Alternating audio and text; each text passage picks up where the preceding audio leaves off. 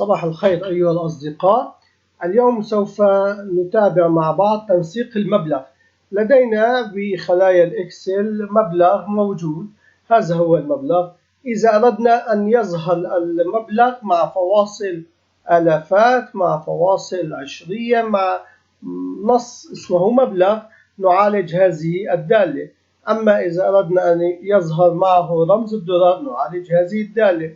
أما إذا أردنا أن يظهر معه رمز الليرة السورية نعالج معه هذه الدالة. فإذا لدينا ثلاث تنسيقات تم اختيارها للمبلغ.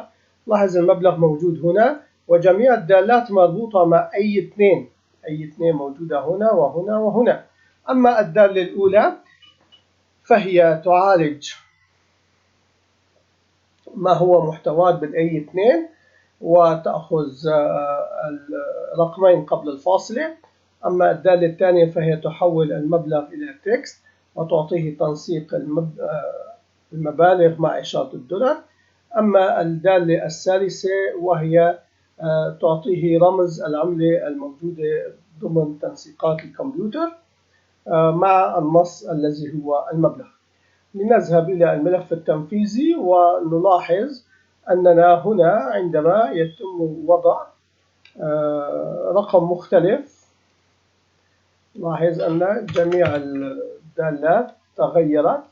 وهنا أيضا المبلغ إذا تم كتابة بدل مبلغ القيمة، لاحظ اختلفت الدالة. وهنا عندما نغير من 2 إلى 1 لاحظ أنها أعطت رقم 1. بنفس الفكرة إذا تم تغيير الرمز من هنا، وبنفس الفكرة إذا تم تغيير المبلغ من هنا. برنامج جميل جدا، دالة مفيدة لتنسيقات المبالغ، أرجو أن تستفيدوا منها. نعود ونذكر بميزة الترجمة الموجودة في اليوتيوب، يمكن اختيار اللغات التي تناسبكم. بأمان الله، نلتقي غدا إن شاء الله.